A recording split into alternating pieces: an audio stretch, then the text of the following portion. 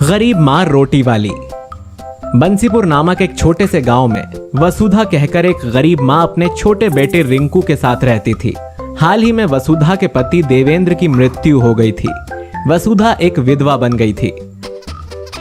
अपने पति के बचे कुचे पैसों से वो एक आध महीना जैसे तैसे चला लेती है, लेकिन धीरे धीरे सारे पैसे खत्म हो जाते हैं। अम्मा अम्मा, मुझे चुस्की खाने का मन कर रहा है, प्लीज 5 रुपया दे दो ना। लेकिन बेटा, मेरे पास थोड़े से ही पैसे बचे हैं। इस महीने का बिजली का बिल भी भरना है और तेरे स्कूल की फीस भी। हम ये सब कैसे करेंगे बेटा? थोड़ा सा सह ले, मैं कोई नौकरी ढूंढती हूँ, फिर तुझे जो चाहिए वो सब दिलाऊंगी। प्रॉमिज? पक्का प्रॉमिज। गरीब माँ वसुधा यहाँ वहाँ नौकरी की तलाश में निकल पड़ती है। कई जगहों पर गुहार लगाने के बाद उसे एक ढाबे पर एक दिन का काम मिलता है। सुनो वसुधा मैडम, आज हमें एक शादी के खाने का ऑर्डर मिला है। पूरे 500 लोगों की थाली बनानी है, साथ ही साथ मीठे में शीरा, गुलाब जामुन और कई तरह के पदार्थ बनाने हैं, और सबसे अधिक महत्वपूर्ण 800 रोटियां बनानी है। कर पाओगी ये सब शाम होने तक? वसुधा सोच में पड़ जाती है, लेकिन फिर नहीं, मेरा मतलब हाँ, मैं ये काम करूंगी। मैं 10 मिनट में 20 रोटियां पका सकती हूँ। दाएं हाथ का खेल है मेरे। ओ मैडम, नाम के लिए नहीं बनाना है, स्वाद और क्वालिटी भी अच्छी होनी चाहिए खाने की। जी, आप उस सब की चिंता फिक्र मत कीजिए। वसुधा खाना और रोटियां पकाना शुरू करती है, और उस ढाबे वाले को तो क्या, सभी लोगों को वसुधा के हाथ का खाना और रोटियां बहुत पसंद आता है।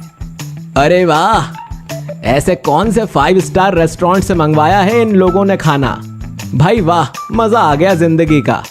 और ये रोटियां इतनी मुलायम और इतनी स्वादिष्ट हैं कि बस क्या ही कहूं। वसुधा ढाबे से मिले पैसों को सहेज कर रखती है और वो सोचती है, अब मुझे कुछ ना कुछ तो करना ही होगा, क्योंकि खर्चे आए दिन बढ़ते ही जा रहे हैं और मैं नहीं चाहती कि रिंकू की पढ़ाई और उसकी परवरिश में कोई कमी रहे। हे माता रानी, मेरा साथ दीजिए।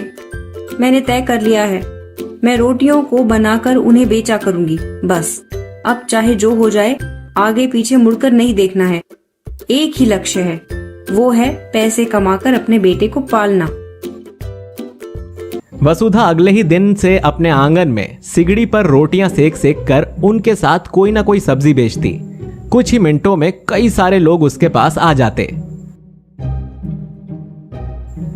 वाह, इन रोटियों के सेकने की महक लाजवाब है। मैं आज से अपने ऑफिस का टिफिन आपके यहाँ से ही ले जाया करूंगा। वसुधा काकी, मुझे ना 5 रोटियां पैक कर दो। आम के अचार के साथ दबा कर खाऊंगा घर जाकर। थोड़े दिनों बाद वसुधा के ठेले पर कुछ काम की तलाश करते हुए लोग आते हैं। बहन जी, अगर कोई काम हो आपकी नजर में तो कृपया करके बता देना। हाँ, हमारे बच्चे भूखे प्यासे सोते हैं रोज। हम आपसे भीख नहीं मांगेंगे। काम मांग रहे हैं, पूरी शिद्दत से काम करेंगे और आप जो दोगी उसी को स्वीकार कर लेंगे। ठीक है।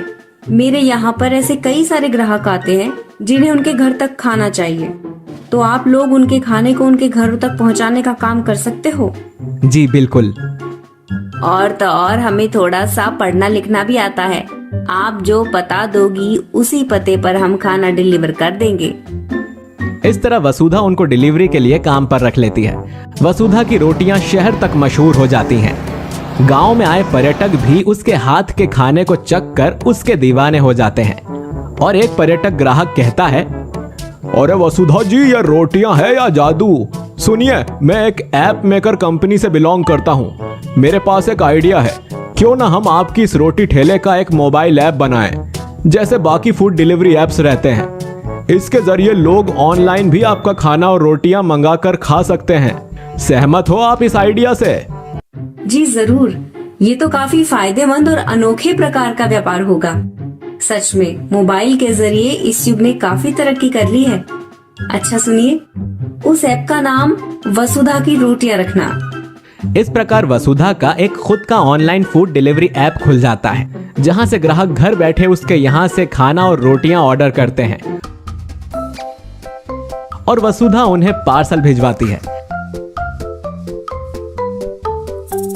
ऐसे ही वसुधा एक गरीब माँ खूब तरक्की पाती है और एक दिन बड़ा गांव का पहला रेस्टोरेंट खोलती है।